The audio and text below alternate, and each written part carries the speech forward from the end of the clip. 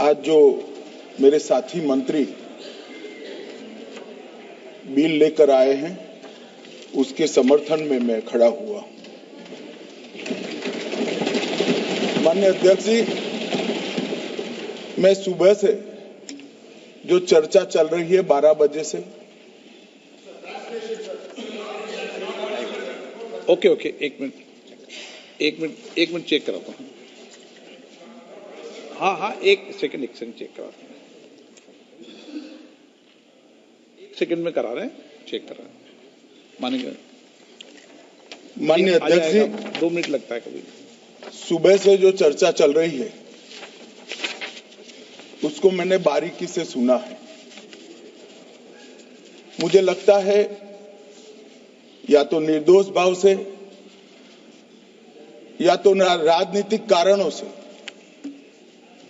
ढेर सारी भ्रांतियां कई सदस्यों के मन में भी है और कई सारी भ्रांतियां सदन के माध्यम से, आपके माध्यम से पूरे देश भर में फैलाने का प्रयास भी हो रहा है। बिल पर चर्चा का जवाब तो माननीय रिज्जू साहब देंगे। मैं कुछ बातें यहां रखी है, इसको मेरी समझ के हिसाब से क्लैरिफाई करने का जरूर प्रयास करूंगा। ये वक्त एक अरबी शब्द है। वक्त का इतिहास मान्यवर कुछ हदीसों से जुड़ा हुआ मिलता है और आजकल जिस अर्थ में वक्त शब्द का प्रयोग किया जाता है, इसका मतलब है अल्लाह के नाम पर संपत्ति का दान, पवित्र धार्मिक उद्देश्यों के लिए संपत्ति का दान।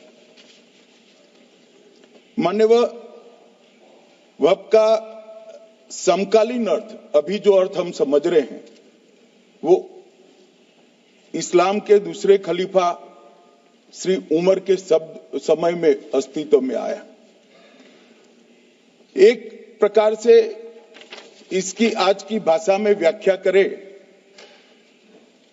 तो वक्त एक प्रकार का चैरिटेबल एंडोनमेंट है और जहां एक व्यक्ति संपत्ति, भूमि या मूल्यवान संपत्ति धार्मिक या सामाजिक भलाई के लिए दान करता है, बिना उसको वापस लेने के उद्देश्य से वहां वक्त की रचना करती। इसमें दान देता है, वो शब्द का बड़ा महत्व है। दान उस चीज का ही किया जा सकता है जो हमारा है।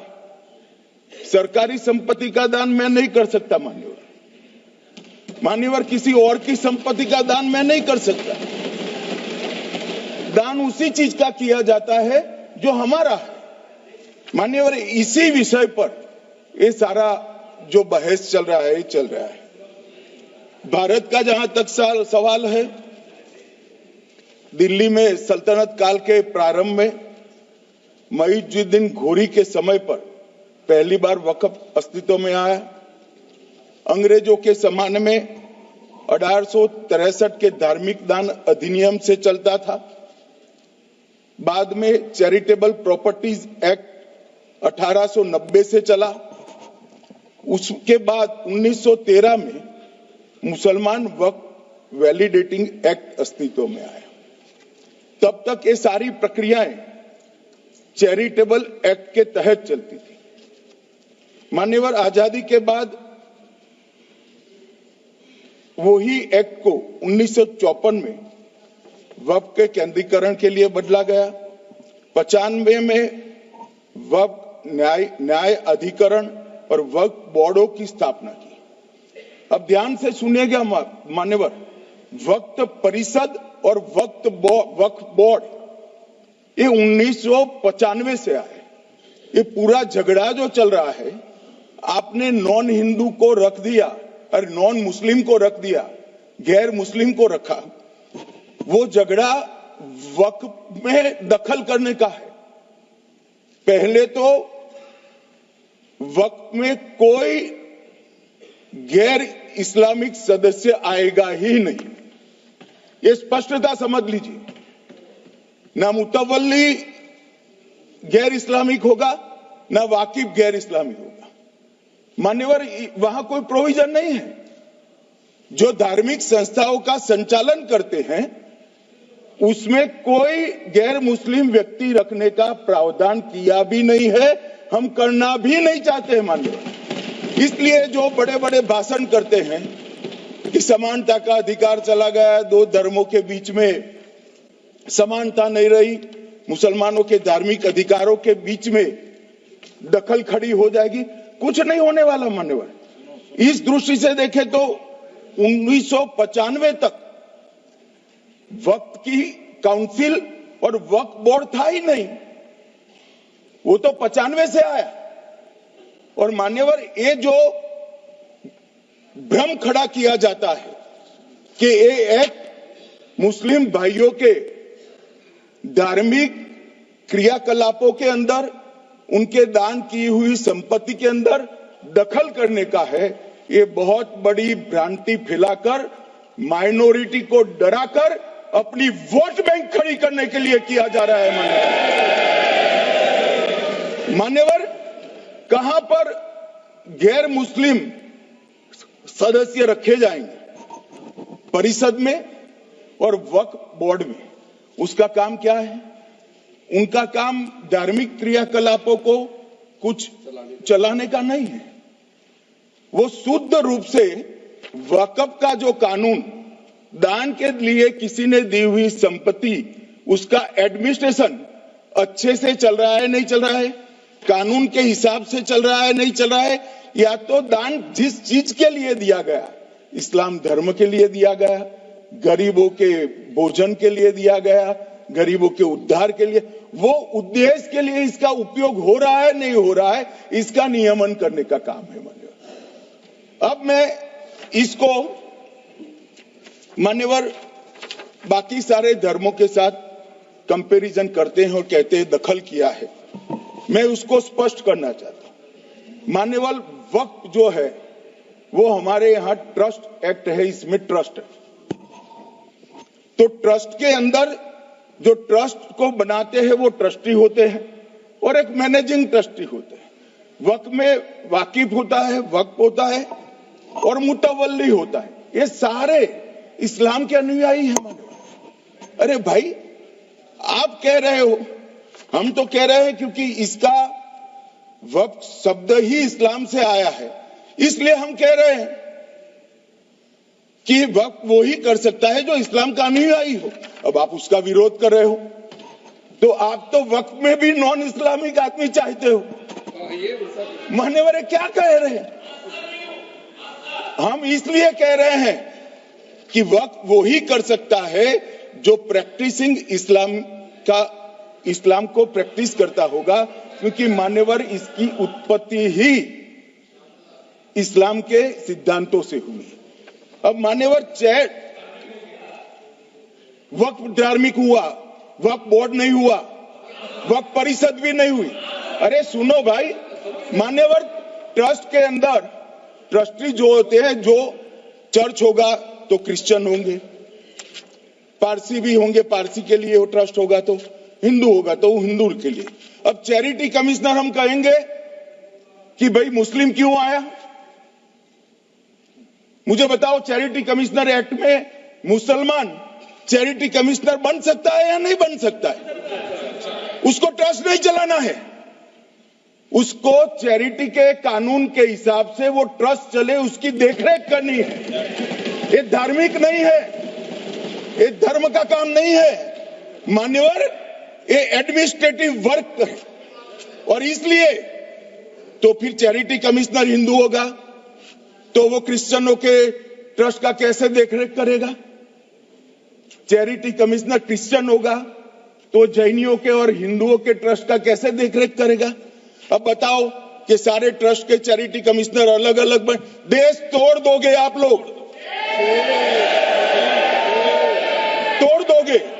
हमने साहब, मैं अभी भी आपके माध्यम से, इस सदन के माध्यम से देश भर के मुसलमान भाइयों बहनों को कहना चाहता हूं, आपके वक्फ में एक भी नॉन मुस्लिम नहीं आएगा। ये एक्ट में ऐसा कोई प्रावधान नहीं।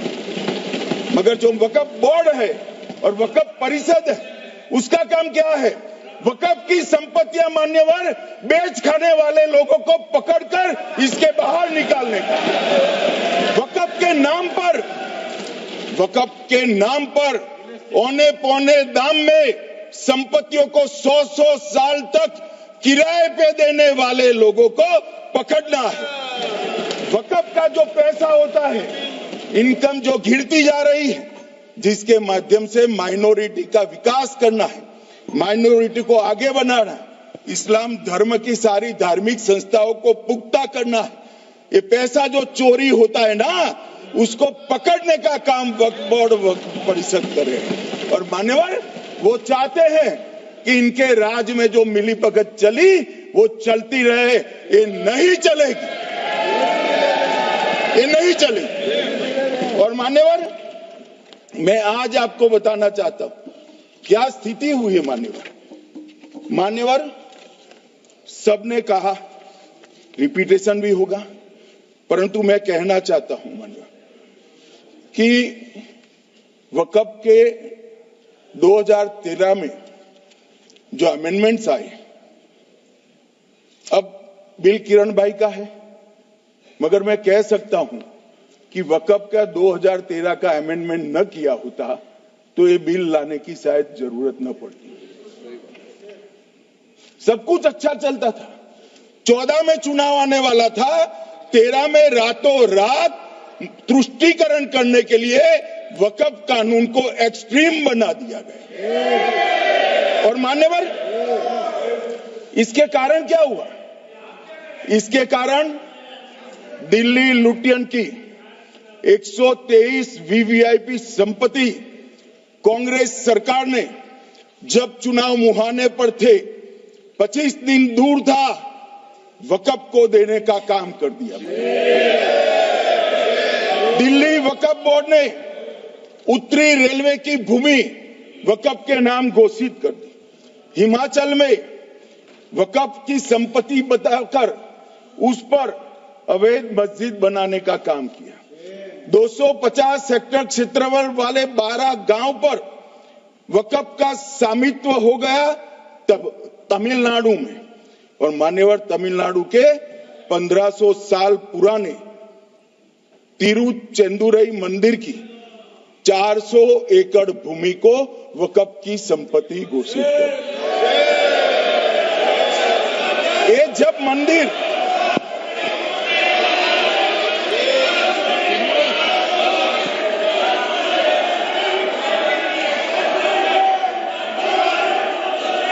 आपको मौका मिले जब अपनी बात कह देना, प्लीज बैठिए। मान्यवर कर्नाटक की, आपको मौका मिले जब अपनी बात कह देना, आप भी बहुत मिसलीड करते हैं। बैठिए गृह मंत्री जी। मान्यवर कर्नाटक की मणिपट्टी समिति का रिपोर्ट मैं पढ़ रहा हूं, इसमें मेरा कुछ नहीं है, खड़े मत हो जाना। ये मणिपट्टी समिति का रिपोर्ट है। 29,000 एकड़ भूमि वक्फ की बिजनेस के उपयोग के लिए किराए पर दे दी। मान्यवर 2001 से 12 के बीच 2 लाख करोड़ की वक्फ की संपत्ति निजी संस्थानों को हस्तांतरित कर दी 100 साल की लीज पर। मान्यवर बेंगलुरु में उच्च न्यायालय में बीच में पढ़ना पड़ा, 602 एकड़ भूमि को जब्त करने से रोकना पड़ा। विजयपुर कर्नाटक के होनवाड़ गांव की 1500 एकड़ भूमि पर दावा कर उसको विवाद में डाला और 500 करोड़ की संपत्ति जिस भूमि का मूल्य है वहां 5 स्टार होटल को महीने 12,000 रुपए के किराए से दे दिया। अब मान्यवर ये कहते हैं कि इसका हिसाब किताब न करो, इसकी देखरेख न करो। भाई ये पैसा जो है देश के गरीब मुसलमान का है, ये गन्ना सोटों की चोरी के लिए नहीं, ये इसको रोकने के लिए। और इनके जो ठेकेदार बैठे हैं मान्यवर, ये यहाँ गरज गरज कर बोलते हैं, कुछ तो समझे बगैर बोलते हैं, कुछ समझ कर बोलते हैं। उनको लगता है कि इससे हम जीत जाएंगे। मान्यवर, कर्नाटक में दत्तापीठ के मंदिर पर क्लेम किया, तालीपरंबा 75 साल पुराने एक दावे के आधार पर 600 एकड़ जमीन का दावा किया और ईसाई समुदाय की भी ढेर सारी जमीनों पर कब्जा कर लिया गया। मान्यवर, आज देश के कई गणमान्य चर्च और चर्च के समूह वक्फ बिल का समर्थन कर रहे हैं। उनको लगता है कि इसका विरोध कर हम मुस्लिम भाइयों की सिंपैथी जीतकर अपनी वोट बैंक पक्का करेंगे, उसमें कोई फायदा नहीं होगा अखिलेश। इसलिए कि 4 साल में मुस्लिम भाइयों को मालूम पड़ जाएगा कि ये कानून तो उनके फायदे में है। और इसके साथ ये दक्षिण के सारे जो सांसद बोल रहे हैं, अपनी अपनी कॉन्स्टिट्यूएंसी में सारे चर्च को मान्यवर नाराज कर रहे हैं, उनको पता नहीं, सारे चर्च को नाराज कर रहे हैं। सारे चर्च ने रिजोल्व किया है कि हम खिलाफ इसका हम समर्थन करते हैं। मान्यवर, तेलंगाना में 66,000 करोड़ की 1700 एकड़ जमीन पर दावा कर दिया। असम में मोरीगांव जिले की 134 एकड़ भूमि पर दावा हुआ। बिहार का मैं लालू जी के कोर्ट के साथ बाद में बताता हूं। गुरुद्वारा से संबंधित हरियाणा की 14 मरला भूमि को वक्फ को सौंप दिया। और मान्यवर, प्रयागराज में चंद्रशेखर आजाद पार्क को भी वक्फ घोषित किया। और मान्यवर, महाराष्ट्र के वडानगे गांव में महादेव की मंदिर पर दावा किया और बीड में कंकलेश्वर मंदिर की 12 एकड़ जमीन वक्फ बोर्ड ने जबरन ले ली। मान्यवर, ये सब जब जो चल रहा है, इसमें आज भी मैं स्पष्ट करना चाहता हूं, वक्फ जो कि मुस्लिम भाइयों की धार्मिक क्रियाकलाप और उनके बनाए हुए दान से ट्रस्ट है, उसमें सरकार कोई दखल करना नहीं चाहती है। मुतवल्ली भी उनका होगा, वाकिफ भी उनका होगा, वक्फ भी उनका होगा। परंतु वक्फ की संपत्ति, इसका रख रखाव ठीक से हो रहा है नहीं।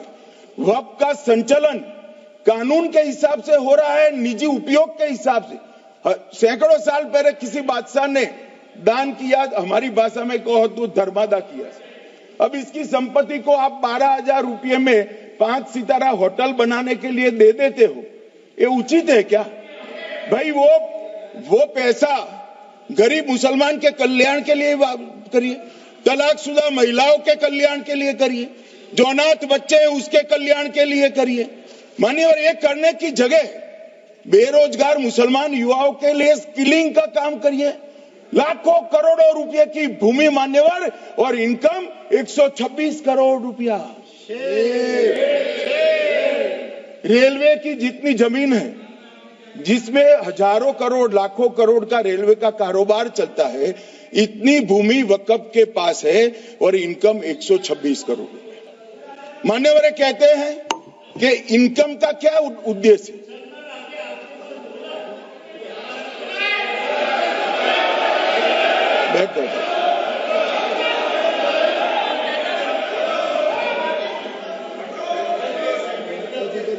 मान्यवर, मैं दादा की टेंशन समझ रहा हूं, ये बंगाल के मुसलमान भी सुन रहे हैं, तो उनको टेंशन होना स्वाभाविक है।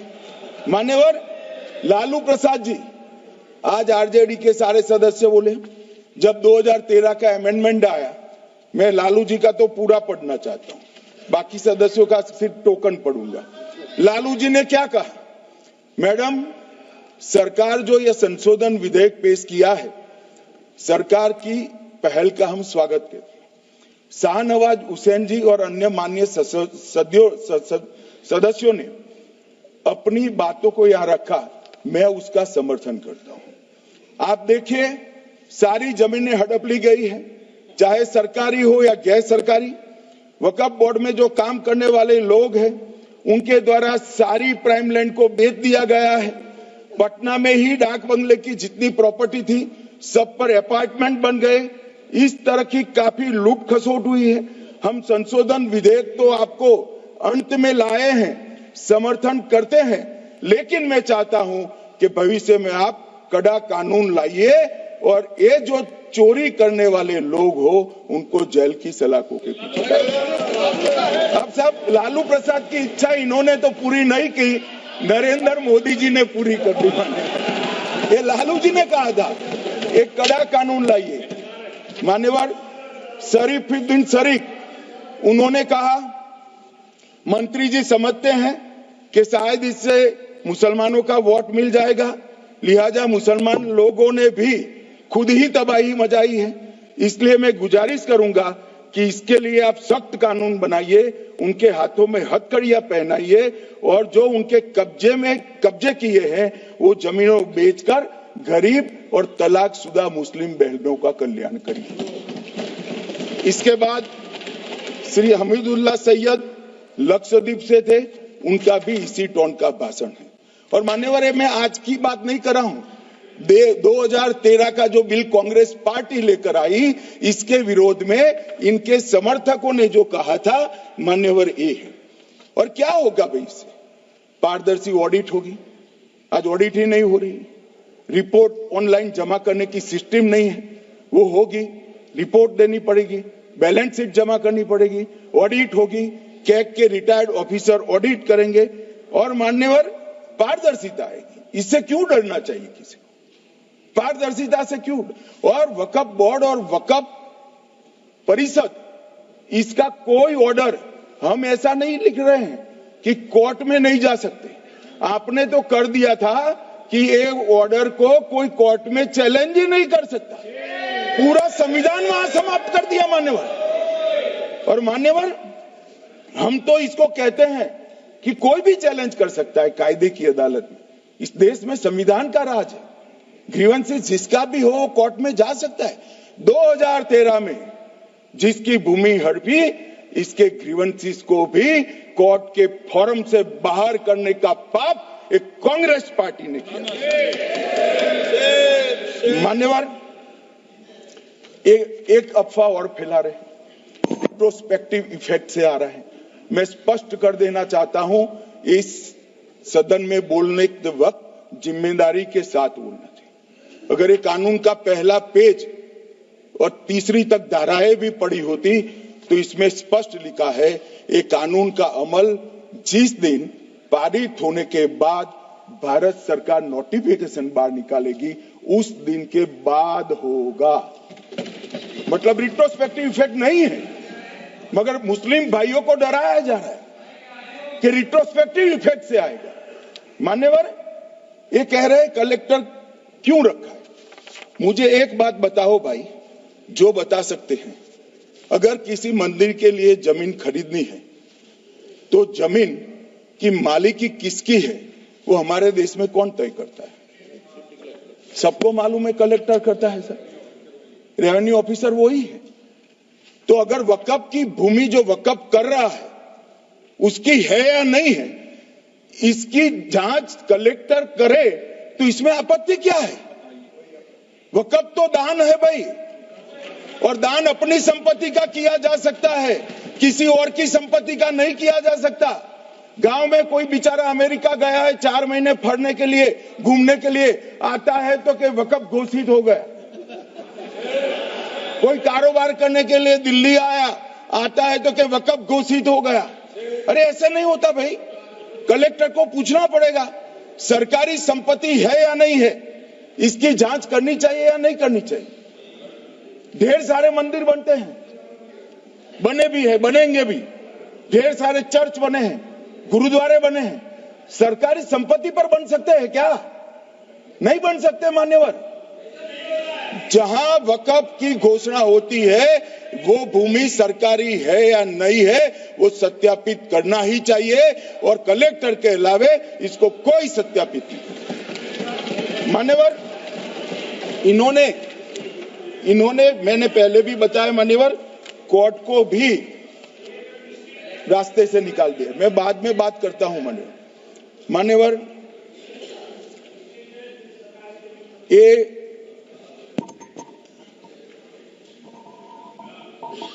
मान्यवर एक उपयोग के आधार पर वक्त की समाप्त। मान्यवर ये कह रहे हैं कि सैकड़ों सालों से वहां प्रैक्टिस है।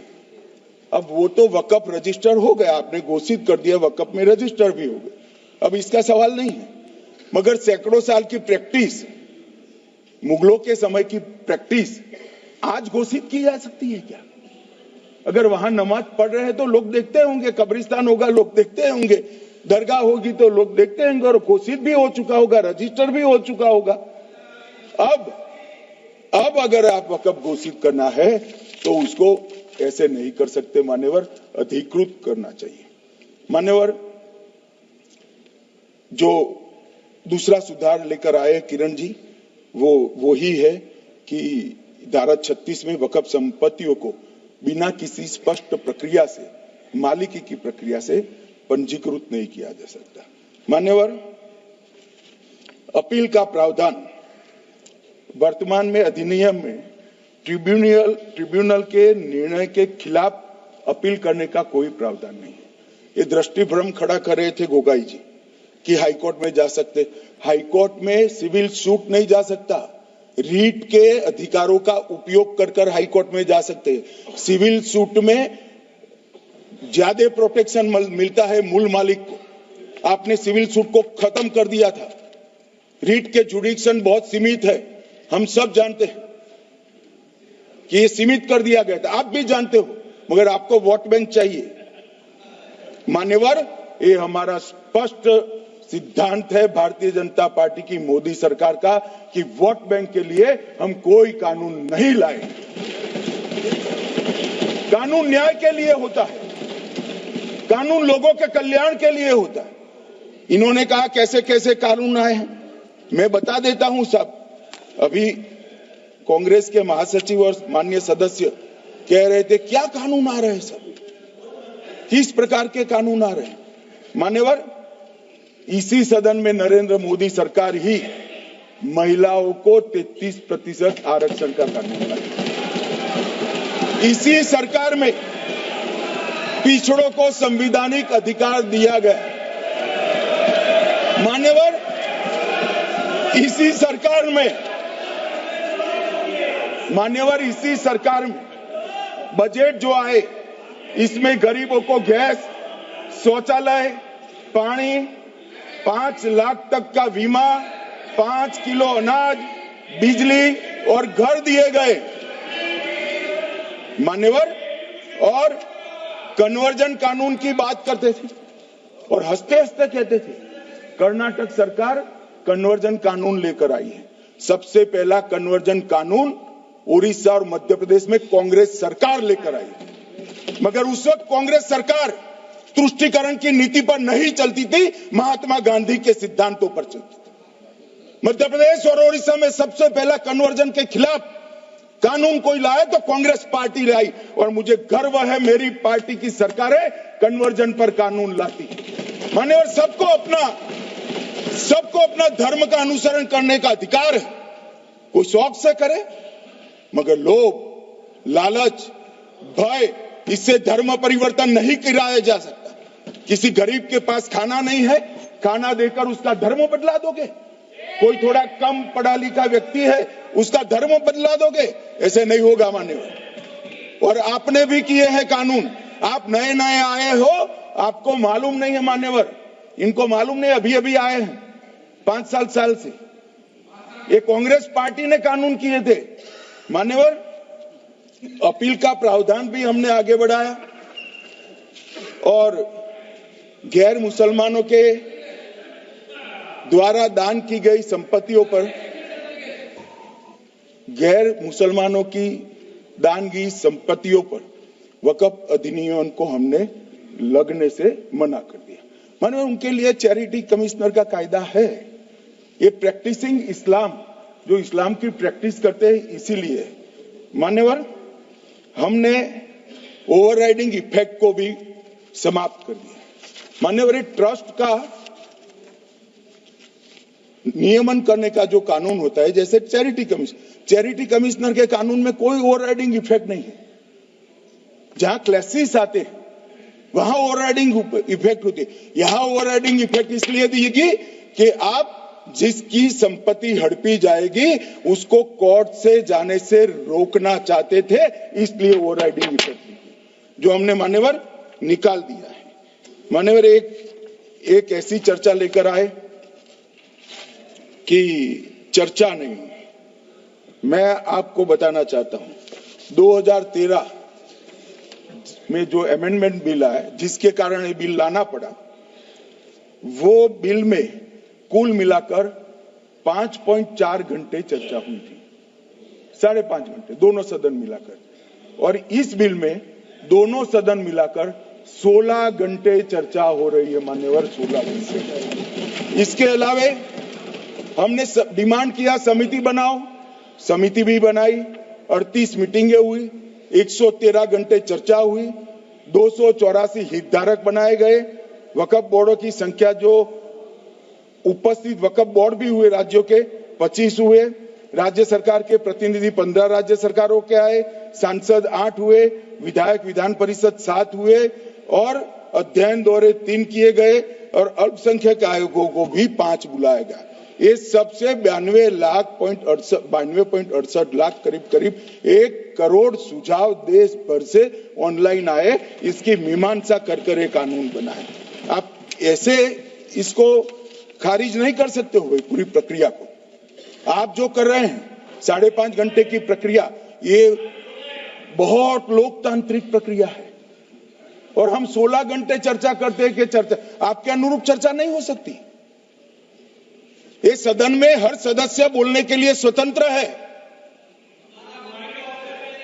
कोई परिवार की यहां चलती नहीं है। ये तो जनता के नुमाइंदे हैं, किसी की कृपा से नहीं आए हैं। मान्यवर, वो जो दिल में है, जो जनता की आवाज है, वो रखेंगे। मान्यवर, एक सदस्य द्वारा कहा गया कि ये मिसलीडिंग है कि पुराने कानून में 2013 के जो अमेंडमेंट्स थे उसमें अपील का प्रोविजन था। अब मैं कहना चाहता हूं 83(9) उसमें अधिकरण द्वारा किए गए किसी भी विनिश्चय का आदेश विरुद्ध, चाहे वो अंतरिम हो या फाइनल, इस पर अपील नहीं हो सकती। इसका मतलब अपील का प्रोविजन आपने रखा ही नहीं था। सिविल न्यायालय, राजस्व कोर्ट और अन्य प्राधिकरण उसके अधिकार क्षेत्र पर भी प्रतिबंध लगा दिया और सरकारी अधिसूचना जो बाद में वक्फ बोर्ड और वक्फ परिषद के एडवाइस से होगी, इसको भी कोई चुनौती नहीं दे सकता। मान्यवर, मुझे ये बताओ कि अभी अभी फैशन है संविधान लहराने की। ये संविधान के हिसाब से सरकार का या किसी भी निजी संस्था का कोई भी फैसला मान्यवर कायदे की कोर्ट से बाहर कैसे हो सकता है? कोई भी फैसला, ये देश की अदालत वो फैसले तक रुचि नहीं रखेगी।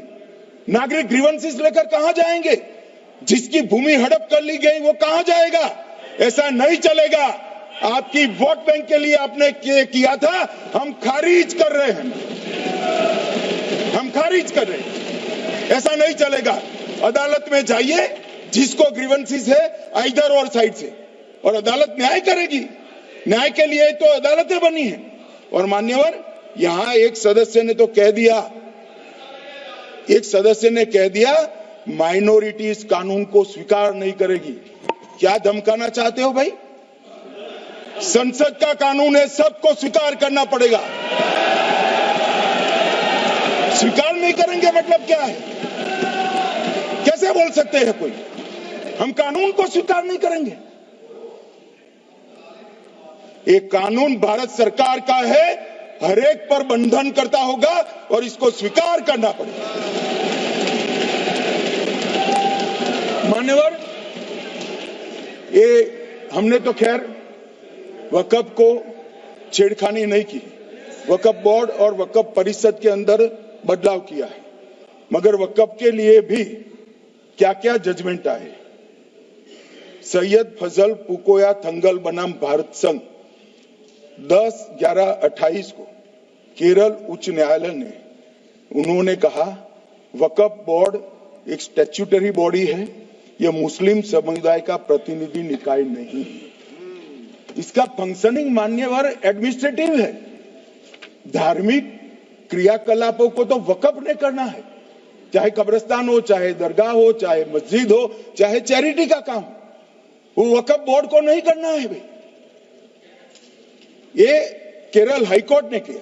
इलाहाबाद हाईकोर्ट ने भी, उसने तो मुतवल्ली तक भी कहा है, मगर हम मुतवल्ली तो जो धर्म का है वही रखेंगे।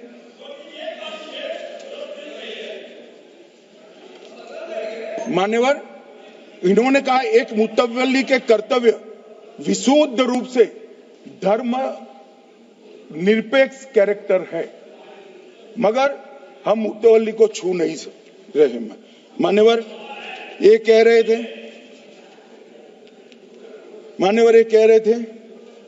कि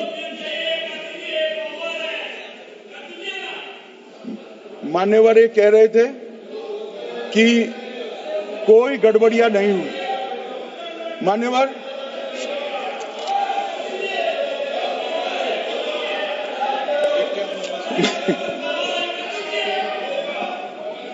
मान्यवर 2013 में अन्यायी कानून आया। भाई करने थोड़ा शांत हो जाइए। ये 26 के कारण डरे हुए और कुछ कारण नहीं। चुनाव जो है ना अक्टूबर में, 25 में जो चुनाव है इसके कारण डरे। मान्यवर भाई बैठ जाओ।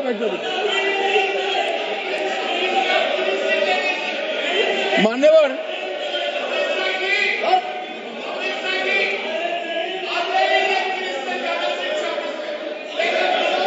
बैठो। बंगाल में आकर कहूंगा ये राजनीतिक हिसाब किताब का अखाड़ा नहीं है, छाती पर ठोक कर कहूंगा ज्यादा सीधा है।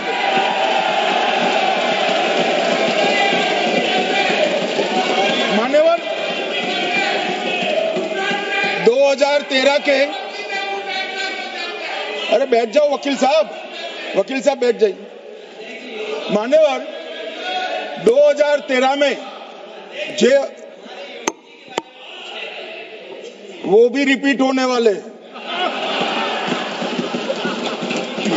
मान्यवर 2013 में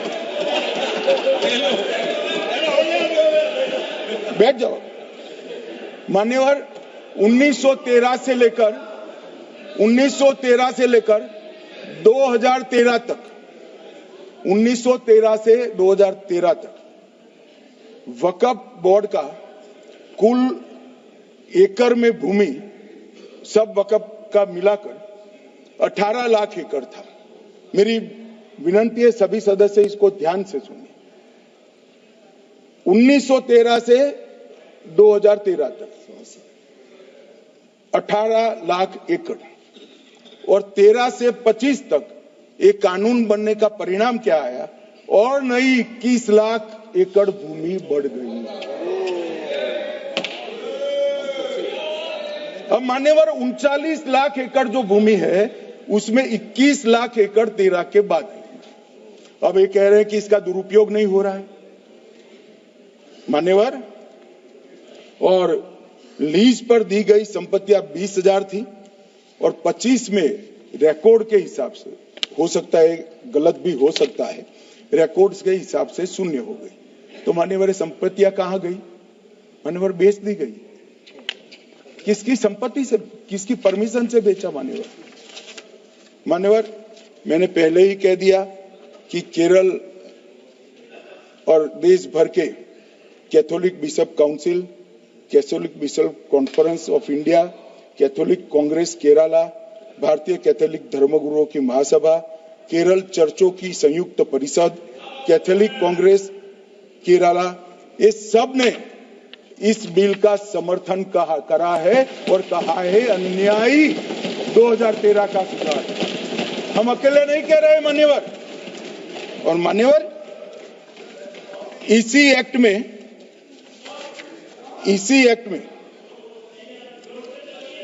हमने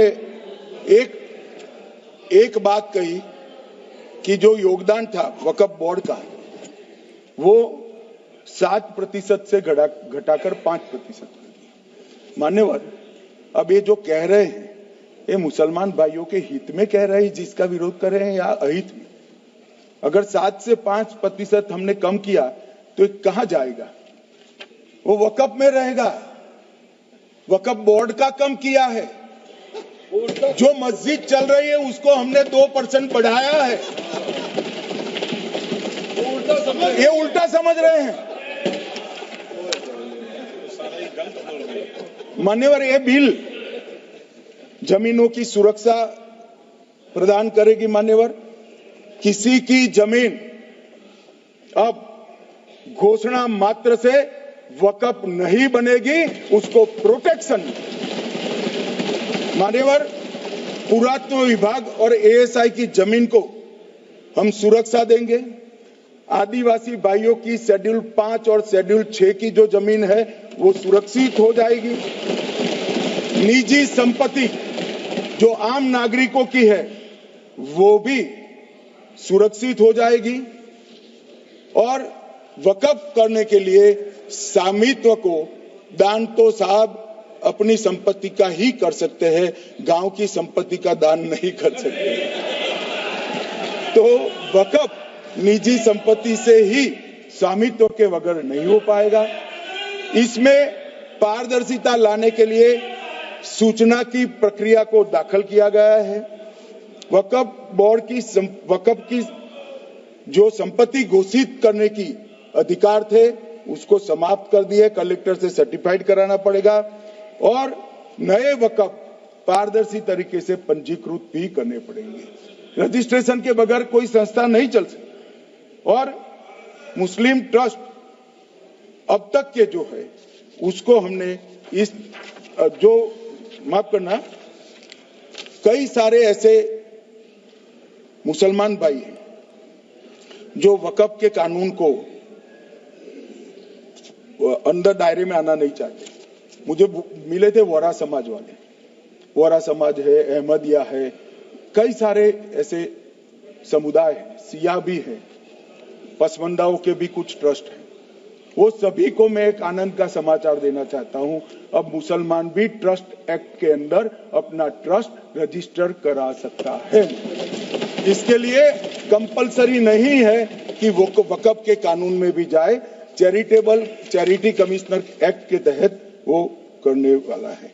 मान्यवर, भूमि के रिकॉर्ड का कार्यालय होगा, समाचार पत्र और क्षेत्रीय भाषाओं में इसकी एडवर्टाइज दी जाएगी। ढेर सारे प्रावधान मान्यवर इसके अंदर किए हैं। महिला, सिया, पसमंदा, वोरा, अहमदिया उनका हमने समावेश किया ही है।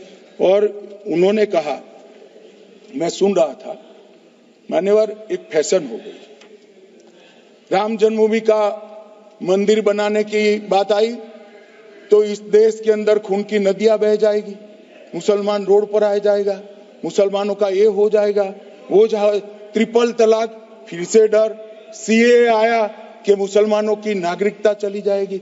जिन जिन ने भाषण किया है एक मुसलमान की नागरिकता गई है तो बता दो। मुसलमान भी जानता है। और मैं तो आपके माध्यम से देश के मुसलमानों को अपील करना चाहता हूं मान्यवर, मैंने बहुत झेला है।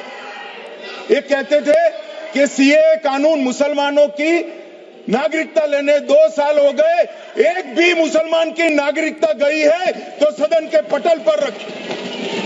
कितना झूठ फैलाया इन्होंने। मान्यवर, धारा 370 हटाई, ये कह रहे थे मुसलमानों का ये हो जाएगा, वो हो जाएगा, फिर से उमर अब्दुल्ला जीत कर आज शासन करें। आतंकवाद समाप्त हो गया, विकास शुरू हो गया, पर्यटन बढ़ गया। मान्यवर, एक कांग्रेस पार्टी और उसके साथियों ने मुसलमान भाइयों को डरा डरा कर अपनी वोट बैंक खड़ी करने का काम किया। हम नहीं डरा रहे हैं मुसलमानों को, आप डरा रहे हो भाई, आप कह रहे हो ये हो जाएगा।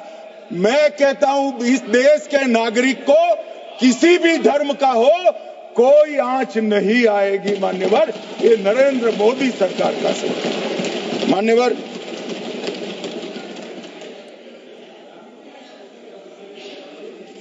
इनको मान्यवर ना पिछड़ों की चिंता है ना मुसलमानों की। ये सालों से जातिवाद और तुष्टीकरण इसके आधार पर काम करते हुए आए हैं और जातिवाद और तुष्टीकरण की राजनीति कर कर अपने परिवार की पॉलिटिक्स को आगे बढ़ाए हैं। मगर 2014 से मान्यवर जातिवाद, तुष्टीकरण और परिवारवाद को एक साथ नरेंद्र मोदी ने समाप्त कर कर विकास की राजनीति इस देश में प्रस्तावित की। पॉलिटिक्स ऑफ परफॉर्मेंस, परफॉर्म करिए और चुनकर आइए। 3 टर्म मोदी जी को चुना है और 3 टर्म भारतीय जनता पार्टी की सरकार रहने वाली है। मेरी बात ठीक कर मान्यवर, अंत में मैं किरण जी को बहुत बहुत बधाई देना चाहता हूं कि बहुत अभ्यास कर सारे दूषणों को निकालकर वक्फ कानून को शुद्ध, पारदर्शी और उद्देश्यों को समर्पित बनाने का काम रिज्जू साहब लेकर आए हैं। मैं इसका समर्थन करता हूं।